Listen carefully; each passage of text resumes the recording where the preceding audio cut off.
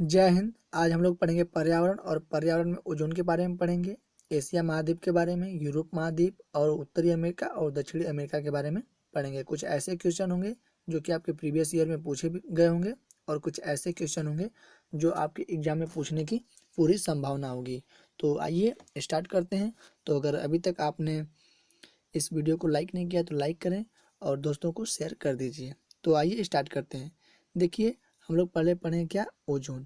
तो ओजोन के बारे में हम लोगों ने पिछली क्लास में कुछ पढ़े हैं, लेकिन फिर भी यहाँ पे ओजोन के बारे में कुछ ऐसे फैक्ट पढ़ेंगे जो कि आपको जानना बेहद जरूरी है। तो देखिए, बात करेंगे हम ओजोन के बारे में।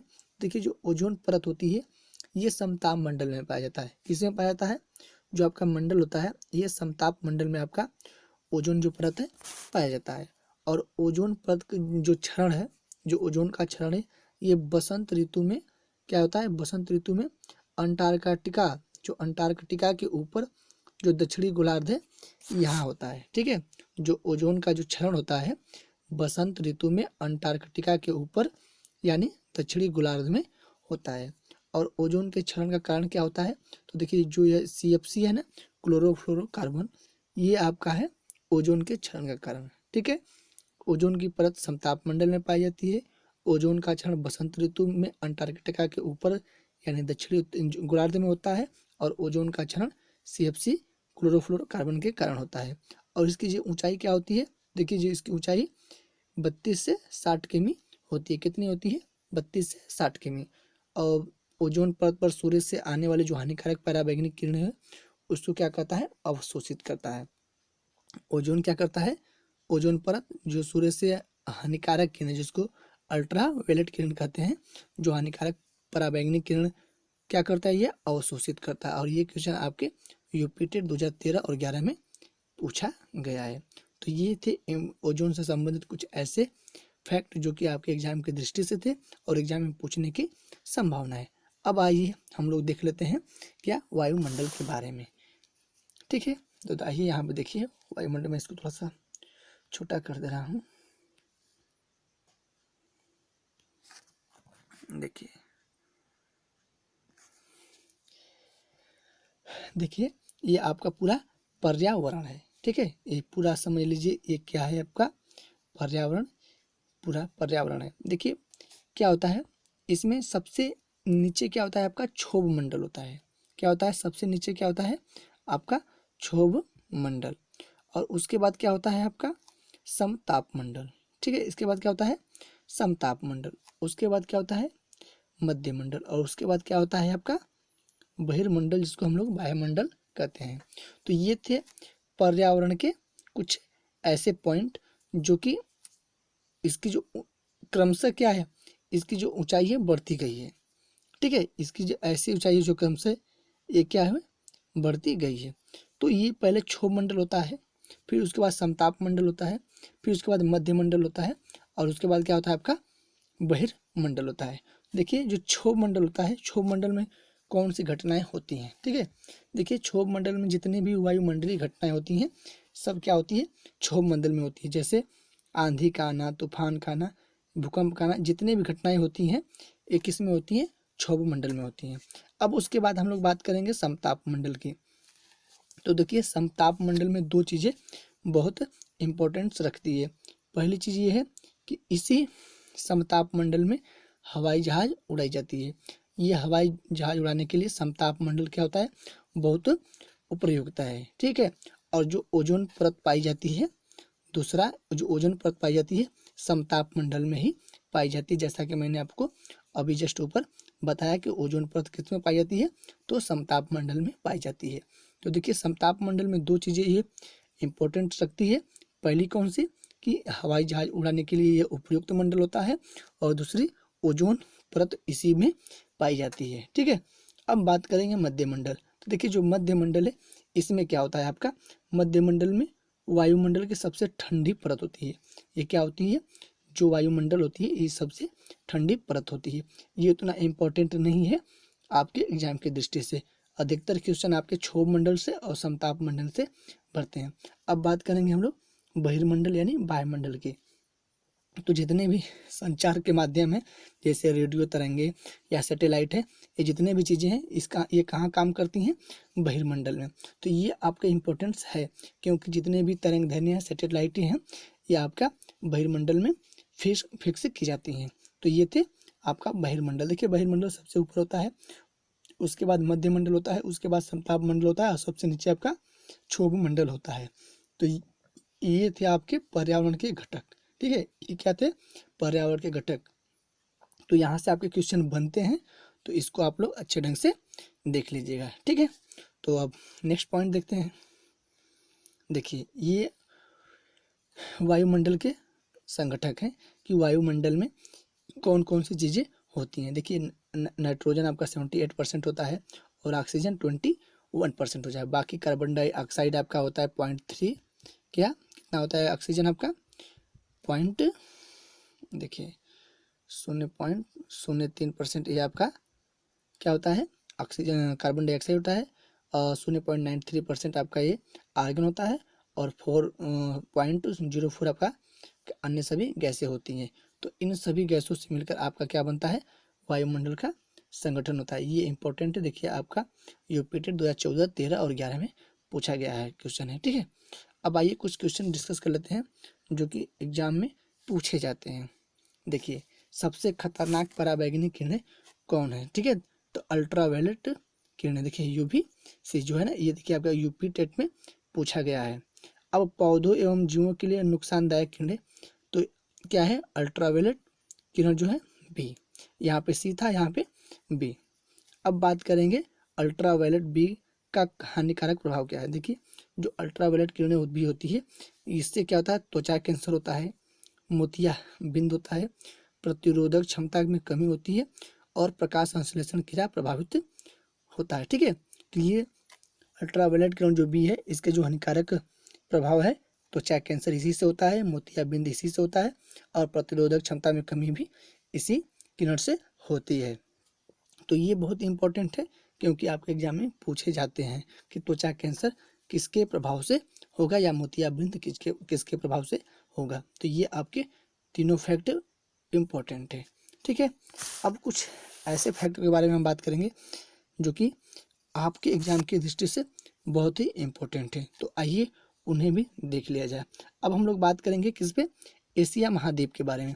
देखिए एशिया महाद्वीप इसलिए इम्पोर्टेंट है क्योंकि आपके यूपी टेट में भी क्वेश्चन पूछे जा सकते हैं, रीट में भी क्वेश्चन पूछे जा सकते हैं, और सुपर टेट में तो कहीं से भी क्वेश्चन पूछे जा सकते हैं। जो आपका जीके है, जीएस है, या पर्यावरण के क्वेश्चन इंक्लूड होते हैं उसमें पूछे जाते हैं। तो आइए इनको भी देख लिया जाए। देखिए बात करेंगे हम लोग एशिया महाद्वीप में सबसे पहले कि विश्व का सबसे बड़ा महाद्वीप कौन सा है। तो देखिए ये आपका एशिया महाद्वीप एक ऐसा महाद्वीप है जो विश्व का सबसे बड़ा महाद्वीप है। देख लीजिए आपके यूपी टेट 2019 में पूछा गया क्वेश्चन है। अब बात करेंगे कि विश्व की सबसे ऊंची चोटी। देखिए ये पूछ रहा है विश्व की सबसे ऊंची चोटी कौन सी है, तो माउंट एवरेस्ट।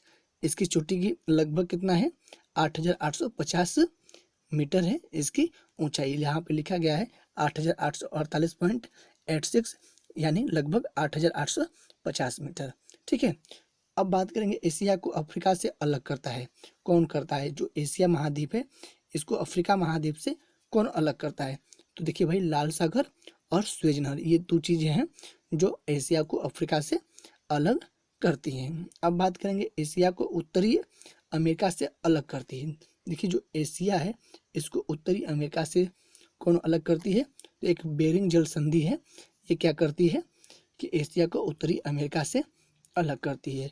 और विश्व का सबसे बड़ा प्रायद्वीप, देखिए यहाँ पे विश्व का सबसे बड़ा प्रायद्वीप पूछा जा रहा है, तो अरब प्रायद्वीप है जो क्या है, विश्व का सबसे बड़ा प्रायद्वीप है। देखिए जो माउंट एवरेस्ट की जो ऊंचाई है, यानी पर्वतमाला जिसे नेपाल में जाना जाता है क्या, देखिए जो माउंट एवरेस्ट है जिसकी ऊंचाई 8,850 मीटर लगभग है, पर्वतमाला जिसे नेपाल में जाना जाता है, देखिए सागर माथा, इसको सागर माथा के नाम से जाना जाता है। तो ये क्वेश्चन इंपॉर्टेंट है, पूछा जा सकता है आपके दिमाग को टेस्ट करने के लिए कि सागर माथा किस पर्वत को कहा जाता है।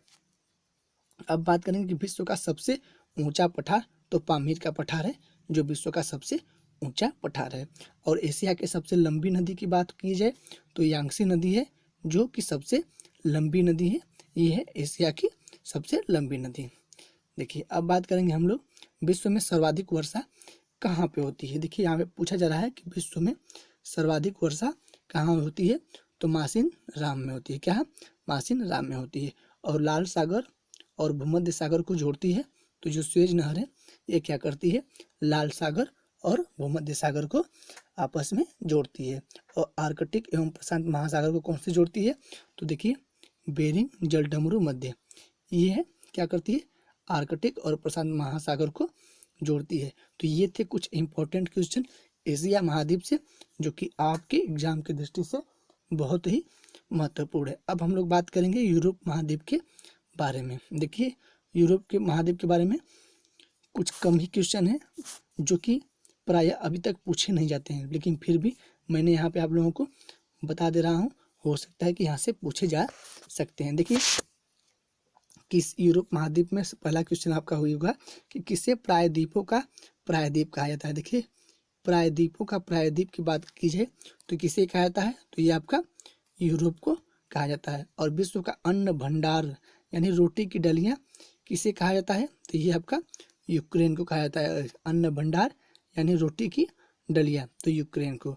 और झीलों का देश, हजार झीलों का देश, अगर पूछे आपसे कि झीलों का देश और हजार झीलों का देश किसे कहा जाता है, तो फिनलैंड को। और यूरोप का खेल का मैदान, यूरोप का जो खेल का मैदान है इसको क्या कहा जाता है, तो स्विट्जरलैंड कहा जाता है। और यूरोप का गर्म कंबल किसको कहा जाता है, तो गल्फ स्ट्रीम को। और इटली की गंगा किसे कहा जाता है, तो पो नदी को। और उसके बाद किसानों का देश यानी किसानों का देश और समुद्रों की रानी किसको कहा जाता है, ये कहा जाता है फ्रांस को कहा जाता है। किसानों का देश और समुद्रों की रानी फ्रांस को। तो देखिए इसमें 3 क्वेश्चन ऐसे हैं जो कि इम्पोर्टेंट हैं। वो कौन कौन से हैं, एक आप था यूरोप का खेल जिसको स्विट्जरलैंड, यूरोप का गर्म कंबल गल्फ स्ट्रीम, और आपका एक है कि झीलों का देश यानी हजारों झीलों का देश कौन है, तो फिनलैंड। ये 3 चीज़ें क्या हैं आपकी, बहुत ही इंपॉर्टेंट है। और इटली की गंगा भी हो सकता है तो आपसे पूछ दे जो पो नदी पर है। ठीक है, तो ये थे यूरोप महाद्वीप से संबंधित कुछ क्वेश्चन जो कि एग्जाम की दृष्टि से आपको पूछे जा सकते हैं।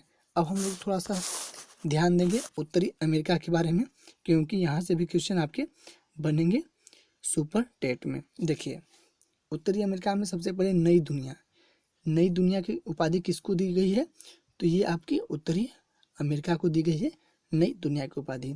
और कौन सी नहर उत्तरी अमेरिका तथा दक्षिणी अमेरिका को जोड़ती है। देखिए बहुत ही इंपॉर्टेंट क्वेश्चन है, आपसे पूछा जा सकता है कि वह कौन सी नहर है जो कि उत्तरी अमेरिका और दक्षिणी अमेरिका को जोड़ती है।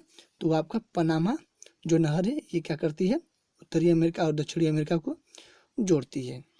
ठीक है, अब बात करेंगे रेड इंडियन जनजाति। रेड इंडियन जनजाति किसको कहा जाता है, तो ये आपकी उत्तरी अमेरिका को कहा जाता है रेड इंडियन जनजाति। चीनी का कटोरा किसको कहा जाता है, ये क्यूबा को कहा जाता है। और सबसे बड़ा रेलवे जंक्शन, देखिए सबसे बड़ा रेलवे जंक्शन शिकागो। ठीक है, ये सबसे बड़ा रेलवे जंक्शन है। और सबसे बड़ा बंदरगाह की बात की जाए तो न्यूयॉर्क में है। क्या सबसे बड़ा बंदरगाह आपका कहाँ पे है, न्यूयॉर्क में है सबसे बड़ा बंदरगाह। और सबसे बड़ी सोने की खान पूछा जाए आपसे तो ये आपका कनाडा में है, ओंटारियो में कनाडा में आपका ये सबसे बड़ी सोने की खान है। अब हम लोग बात करेंगे दक्षिण अमेरिका के बारे में, कुछ क्वेश्चन जो कि हो सकता है कि आपके एग्जाम में पूछा जा सकते।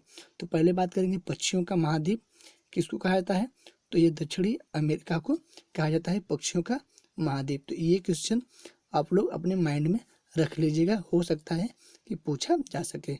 अब बात करेंगे हम लोग विश्व में सर्वाधिक कॉफी उत्पादक देश कौन है, तो देखिए ये आपका ब्राजील है, जहाँ पर कॉफी यानी कहवा जो है सबसे अधिक उत्पादन किया जाता है। अब बात करेंगे सबसे बड़ा मांस निर्यातक देश कौन है, देखिए जो अर्जेंटीना है, यहाँ पर सबसे ज़्यादा मांस का निर्यातक देश है, निर्यात किया जाता है मांस। तो ये थे कुछ क्वेश्चन जो कि आपकी यूपी टेट हो या सुपर टेट हो या राजस्थान शिक्षक भर्ती की परीक्षा हो, सभी में ये क्वेश्चन बहुत ही आपके हेल्प करेंगे। तो बस आज के लिए बस इतना ही। अगर अभी तक आप हमारे चैनल को सब्सक्राइब नहीं किए हैं तो सब्सक्राइब करें, बेल आइकन दबाना ना भूलें और कमेंट करके ज़रूर बताइएगा कि आपको क्लास कैसी लगी। तो जय हिंद, जय भारत।